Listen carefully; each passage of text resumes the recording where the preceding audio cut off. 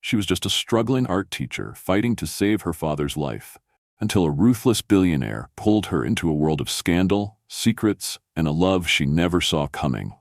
When Isabel Hart agreed to a fake marriage with Lucas Montgomery, she thought she was simply surviving. But when betrayal strikes and the world turns against her, will their love be strong enough to defy it all? Where are you watching from? Share your city or country below, and don't forget to subscribe for more unforgettable stories like this one. The grand ballroom of the Astoria Grand Hotel shimmered under 1,000 crystal lights, the scent of peonies and expensive champagne thick in the air. Isabel Hart clutched her silver tray tighter, weaving between the glittering gowns and sharp tuxedos with careful precision. Her heart wasn't racing from the weight of the appetizers she carried. It was from the overwhelming sense that she didn't belong. At 25, Isabel had spent most of her life in modest Brooklyn apartments, working 3 jobs to keep her father's mounting medical bills at bay. Tonight wasn't about mingling with New York's elite. It was survival. Her best friend, Mia, had begged her to take this last-minute catering shift. The payout could mean another month of heart treatments her father desperately needed. The soft cream dress Isabel wore was her own creation, stitched together from second-hand fabric she found in a thrift store. It hugged her slender frame in simple, elegant lines, but in this ocean of designer glamour, it might as well have been a paper bag. She kept her head down, letting her wavy brown hair fall loosely around her shoulders, and focused on not drawing attention. But attention found her anyway. "Watch it, girl," a cold voice snapped, cutting through the velvet hum of conversations. Isabel turned toward the source and met the ice-cold stares of Olivia and Camilla Prescott, the socialite twins who ruled New York's tabloid pages with iron smiles and scandalous escapades. Olivia, with her platinum curls and blood-red gown, looked her up and down with thinly veiled disgust. "Did you dig that out of a charity bin?" she sneered. Camilla giggled, her emerald earrings swinging. "Maybe it's vintage from the Stone Age." A ripple of laughter fluttered through the nearby crowd. Heat rose to Isabel's cheeks, but she forced a polite smile, steadying her tray. "I made it myself," she said softly, hoping to brush past the insult. "You made it?" Olivia echoed, her voice sharp with mockery. "Sweetheart, this isn't a craft fair." With an accidental shove, Camilla bumped Isabel's tray. A flute of red wine tipped and splashed across Isabel's dress, the crimson stain blooming like a wound across the fabric. Gasps and titters filled the air as Isabel froze, the sting of humiliation hotter than the spill. "Oh dear," Olivia said with mock concern, her tone slicing deeper than any glass. "I hope that wasn't your only dress." Tears threatened, but Isabel blinked them back. She wasn't going to crumble. Not here, not in front of them. Before she could retort, the room shifted, an almost tangible change in the air, like the sudden drop before a storm. Whispers stirred as a man stepped into the circle forming around her. Lucas Montgomery. At 28, Lucas was a living legend in New York's financial world, his reputation for ruthless brilliance matched only by his enigmatic personal life. His black tailored suit clung perfectly to his broad shoulders, his dark hair swept back from a striking, chiseled face, his gray eyes, cool and cutting, locked onto Isabel. He moved with the command of a king among peasants. Without a word, he pulled a pristine silk handkerchief from his pocket and placed it gently in Isabel's trembling hand. "Use this," he said, his voice low, steady, unmistakably commanding. Then, as the entire ballroom watched in rapt silence, Lucas slid his arm around Isabel's waist, pulling her close. His next words rang out clear, slicing through the murmurs. "She's my wife." The room exploded into stunned silence. Isabel's breath caught. Wife? She barely knew him, only recognized his face from magazine covers and whispered legends. Yet here he was, his hand warm and steady at her side, his expression daring anyone to question him. Before she could stammer a single protest, Lucas leaned down, his breath brushing her ear. "Play along," he murmured, "if you want them to stop tearing you apart." The weight of 100 eyes pressed on her. In that moment, Isabel realized she had 2 choices: crumble under the humiliation or step into the role Lucas had thrust upon her. She lifted her chin. Whatever game Lucas Montgomery was playing, she wouldn't be the first to fall. The black SUV purred to a stop outside the towering glass and steel monument that was Lucas Montgomery's penthouse. Isabel sat stiffly in the back seat, the borrowed handkerchief still clutched tightly in her hand, her stained dress now a bruised reminder of the chaos she'd been pulled into. Lucas hadn't spoken a word during the drive. He simply leaned back in his seat, studying the city lights with a detached calm that only made Isabel's nerves snap tighter.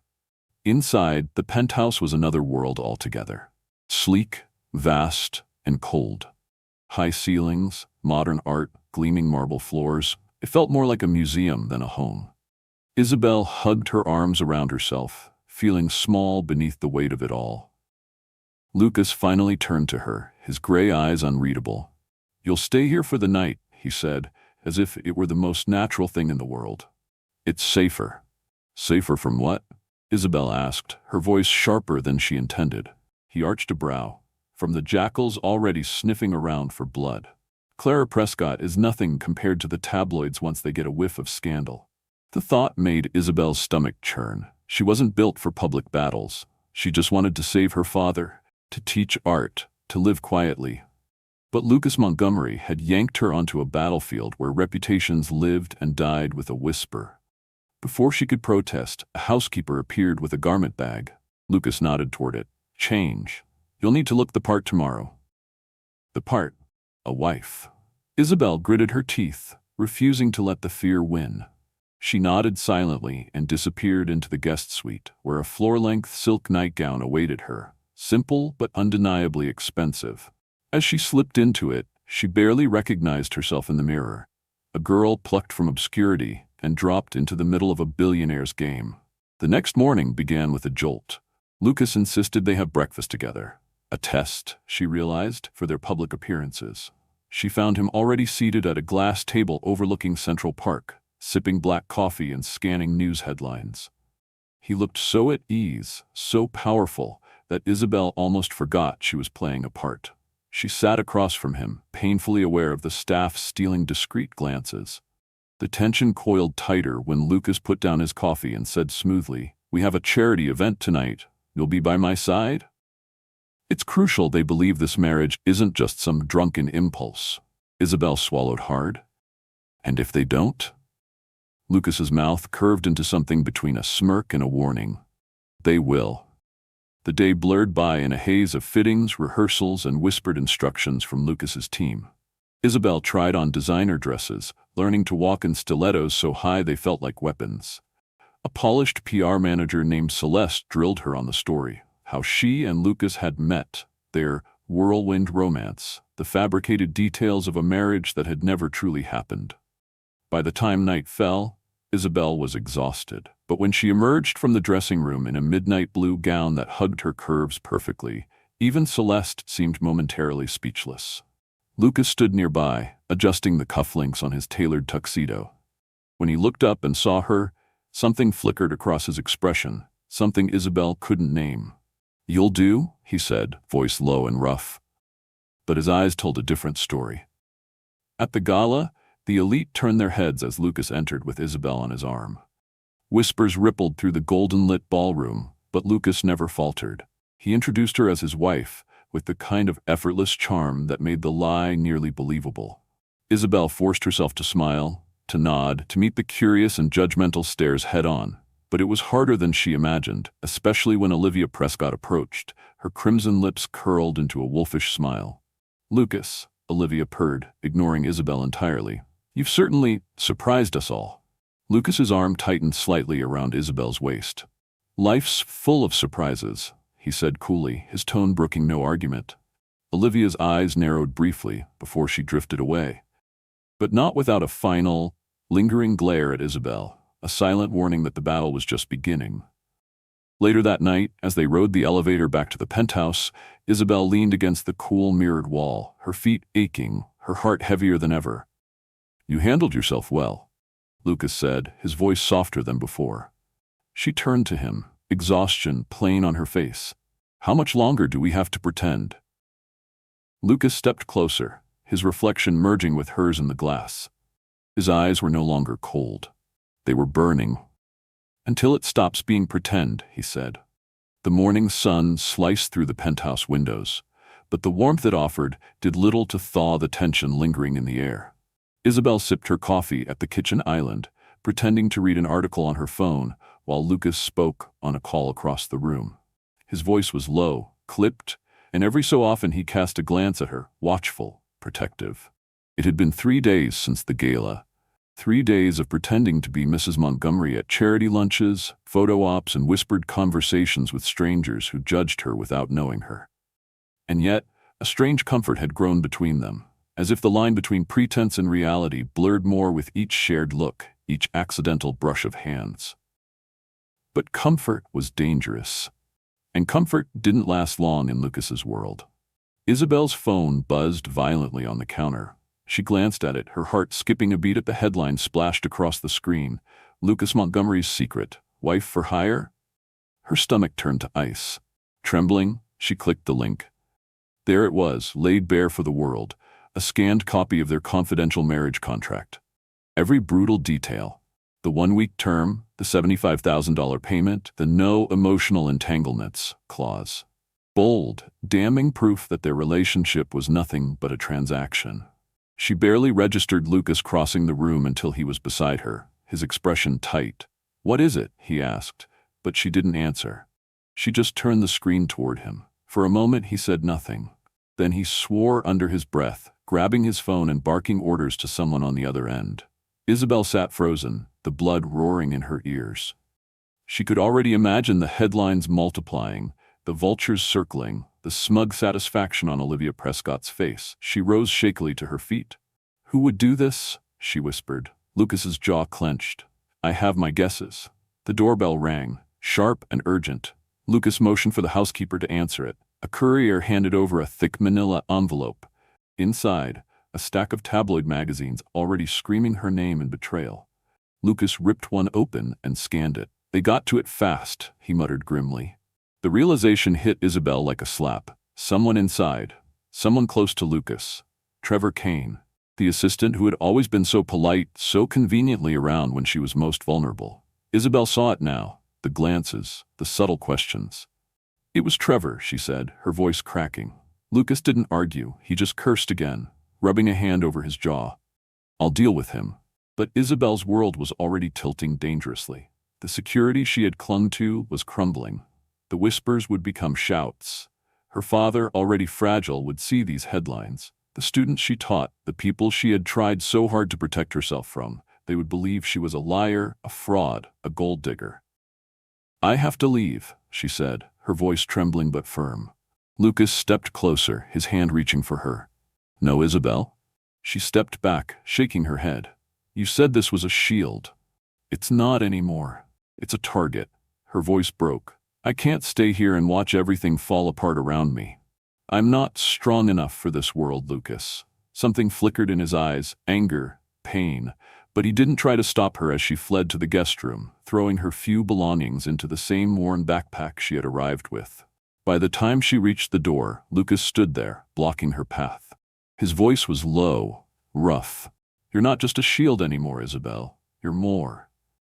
The words cracked something inside her, but she hardened herself against them. "Goodbye, Lucas," she whispered. He didn't move as she brushed past him, didn't call after her, didn't chase her. He just stood there, a man who had built empires but had no idea how to hold on to the one thing slipping through his fingers. The elevator doors closed between them with a final heart-wrenching thud. Outside, New York buzzed as if nothing had changed. But for Isabel Hart, everything had. The cold air bit into Isabel's skin as she stepped out onto the crowded sidewalk, the clamor of the city swallowing her whole.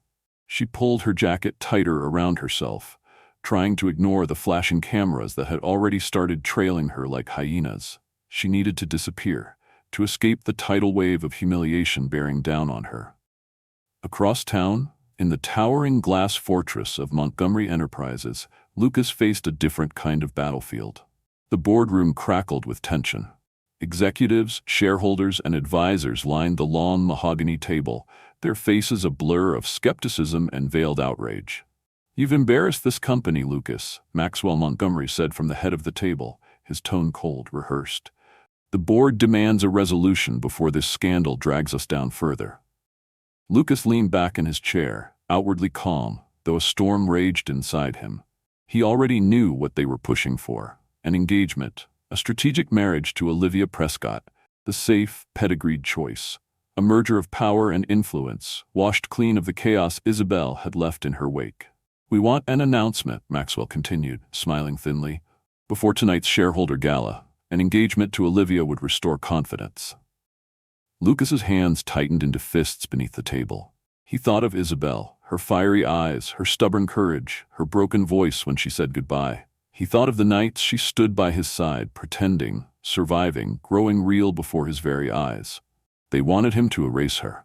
He stood slowly, every eye in the room tracking him. His voice was low, firm, leaving no room for argument. "I'm not marrying Olivia. I'm not marrying anyone for a deal." He let the words hang in the air like a guillotine. "If keeping this company means sacrificing the only real thing I've ever had, then I don't deserve to lead it." Gasps rippled through the room. Maxwell's face turned an ugly shade of red. But Lucas didn't wait for the fallout.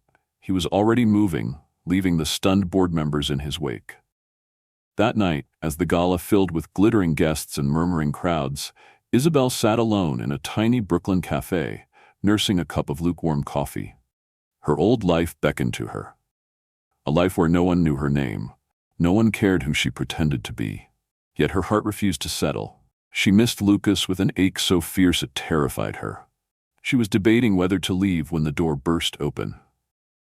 Lucas stood there, a force of nature in a dark suit, his hair slightly disheveled, his chest heaving as if he had run the whole way. The cafe fell silent. Everyone stared. Isabel rose slowly, her heart hammering. "What are you doing here?" she whispered. He crossed the distance between them in 3 strides, falling to one knee in front of her, uncaring of the coffee spills or the gawking customers. "I ruined everything trying to protect you," he said, his voice raw. "But I won't lose you because of a lie. I don't care about the company, the board, or the Prescott family. I care about you." Tears welled in Isabel's eyes, disbelief locking her in place. Lucas reached into his jacket and pulled out a small, simple velvet box. Inside, a ring gleamed under the dim cafe lights, a solitary diamond, elegant and unpretentious. "Marry me," he said, his voice breaking slightly. "Not because we made a deal, not because the world demands it. Marry me because I'm hopelessly in love with you." For a moment, time seemed to hold its breath. Isabel's throat tightened. She thought of all the times she doubted herself, all the moments she believed she wasn't enough. And yet here he was, the man who could have had anyone, choosing her, unapologetically, recklessly. She dropped to her knees, cupping his face in her hands. "You idiot," she whispered, laughing through her tears. "You think I'd ever let you do this alone?" The cafe erupted into applause as Lucas pulled her into a fierce, trembling kiss, the kind that sealed promises deeper than any contract could ever write. For the first time, Isabel didn't feel like an imposter. She felt like home. 1 year later, the Astoria Grand Hotel's ballroom glittered once again, but this time, Isabel Hart didn't weave through the crowd with a tray balanced in her hands. She entered on Lucas Montgomery's arm, her pearl-colored gown flowing like liquid moonlight, every eye in the room magnetically drawn to her. Gone was the timid girl sewing her own dresses by hand. Tonight, Isabel wasn't a servant sneaking through the shadows. She was a creator, a visionary, a woman who had built something extraordinary from nothing but hope and determination. As they stepped under the dazzling chandeliers, the same society elites who had once whispered behind her back now parted respectfully, offering smiles and cautious greetings. The taste of their former scorn was sweet on her tongue, but Isabel carried herself with grace, never stooping to pettiness. Lucas's hand was warm against the small of her back, steady and sure. He leaned in close, his breath tickling her ear. "Still nervous?" Isabel smiled, her heart fluttering. "Maybe a little, but not because of them." He chuckled softly. "Good, because tonight you're going to own this room." The charity auction buzzed with anticipation. Every item that crossed the stage was more extravagant than the last. Private island vacations, diamond-studded watches, signed art from legendary masters. But it wasn't until the MC tapped her microphone and smiled brightly that the room truly came alive. "Our next piece," she announced, "is a very special donation, an original painting by Mrs. Isabel Montgomery titled Rise.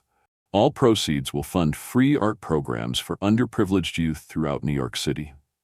The velvet curtain lifted, revealing Isabel's painting, a breathtaking explosion of color, bold strokes of gold and cobalt spiraling upward from a dark base. A visual story of struggle, resilience, and triumph. A collective gasp rippled through the crowd. Bidding started at $10,000. Hands shot up instantly. $50,000. $100,000.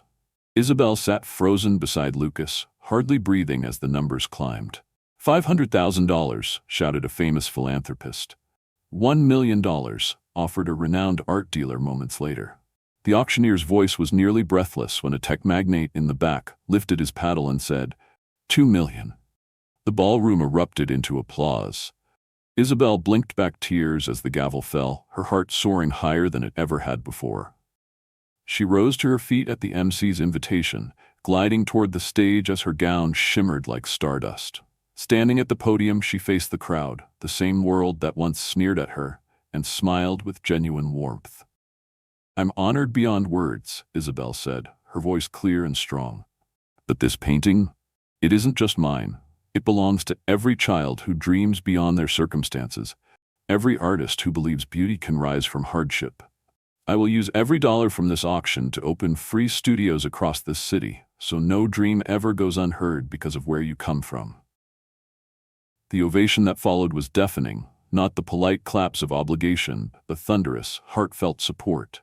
Lucas watched from the front row, pride radiating from him like sunlight. In a far corner of the room, Olivia Prescott stood stiffly, her red gown as sharp as her scowl.